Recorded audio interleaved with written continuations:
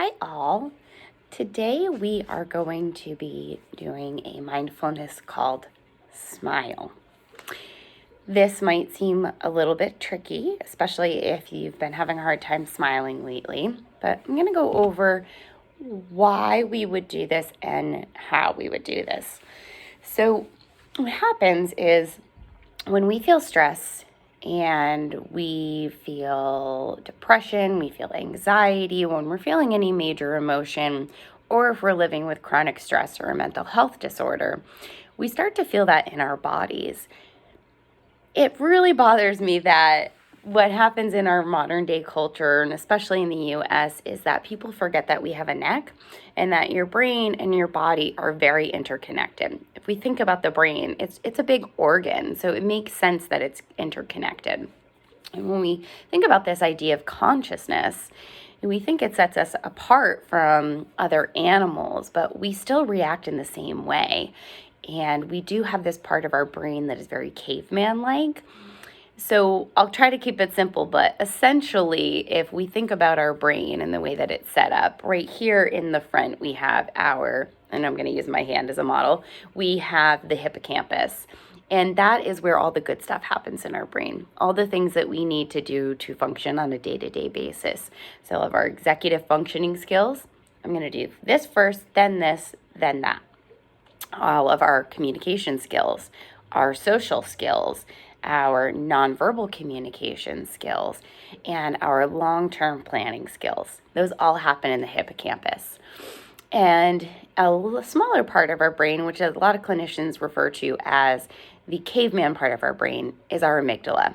And if you're older like I am and you've seen The Water Boy, that Adam Sandler movie, he talks about the amygdala in that, right, with alligators. If you don't know what it is, don't worry about the reference, but you can look it up if you want. But essentially, our amygdala, it fires on when we have any big or extreme emotions, and that is where our fight, flight, or freeze starts to happen. So in the hand model, our amygdala is my thumb. It's this little thing here. And the hippocampus is that bigger part of our brain. So this does not actually happen. I'm not being literal, but metaphorically, what starts to happen is when we feel stress, our amygdala starts to thump. It starts to turn on, it starts to activate, and then all of a sudden we flip our lid. And so the amygdala is like, it's my time to shine. Here I come. We're going into fight, flight, or freeze mode. Because in caveman days, if there was a bear, we would either have to fight it off, flight, which is run away from it, or we would freeze. We'd, and then maybe play dead and hope it just thinks we're dead and doesn't come and kill us, right? So at any rate, our caveman brain is firing on, our amygdala is firing on. And that is essentially to help keep us safe. The problem is, in our modern day life, we don't have to worry about lions, tigers, and bears as much. Now we have a lot more mental threats, which are real and sometimes perceived. And so our thoughts can trigger us. What other people say can trigger us. So we have to be mindful of what's happening with our fight, flight, or freeze. So why is this important when we are talking about mental health in our brain? Because when we feel stressed out, we revert back to that caveman brain. So if you've ever seen a horror movie and it's usually female, some girl running away from a serial killer, she always runs upstairs. And we're all in the crowd watching this movie going, "What are you doing? Don't do that. It makes no sense." It's actually a very accurate representation of how the human brain works under stress. We are not operating from our hippocampus.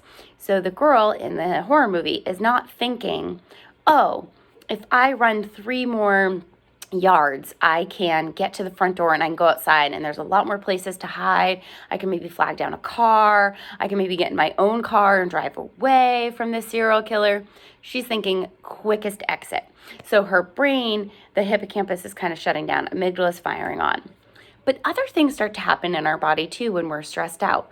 When we feel mental tension, we also start to feel tension in our body. So sometimes when I have people with high anxiety or high stress levels in my practice, they'll complain of neck pain, tension headaches, sometimes some tightness in their chest or stomach aches. So those are things that are all related to mental health that are now manifesting in the body. Because if we don't feel safe, we protect ourselves.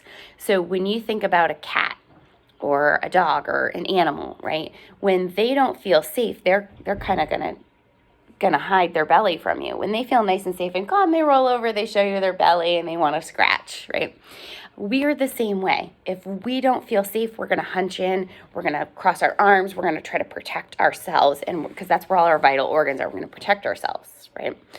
When we feel nice and open, we're nice and relaxed. We sit open, we're calm, we're cool, right? So that in itself tells us our body's reacting.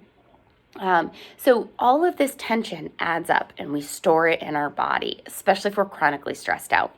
So this exercise today is a gentle way of acting opposite to emotion. Or another way to think about it is fake it till you make it.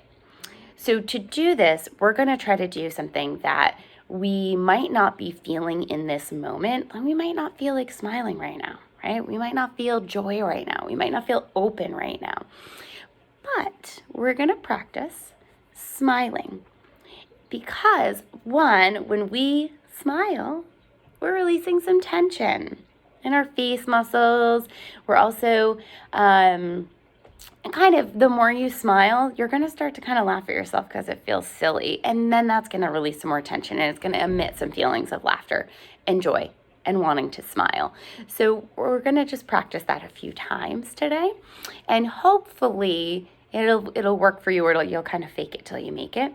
And also it might just bring some more awareness to where you are holding tension. If you're somebody who clenches your jaw or holds a lot of tension in your face, this actually would be really helpful for you. So let's try it. We're going to do it 3 times. So we're going to start neutral, and we're just going to practice a nice big smile. So we'll go now. Big inhale and smile.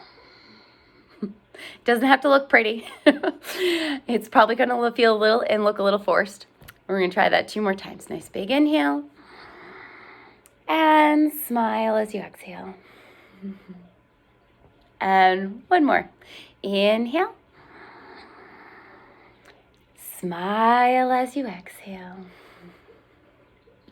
If you'd like to try it more than 3 times, you're welcome to. If you notice that you're grimacing or you're feeling tension in your face and your body anywhere, maybe give it a try. Try to smile a few times and see if that changes anything for you.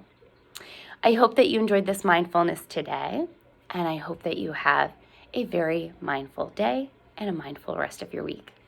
Goodbye.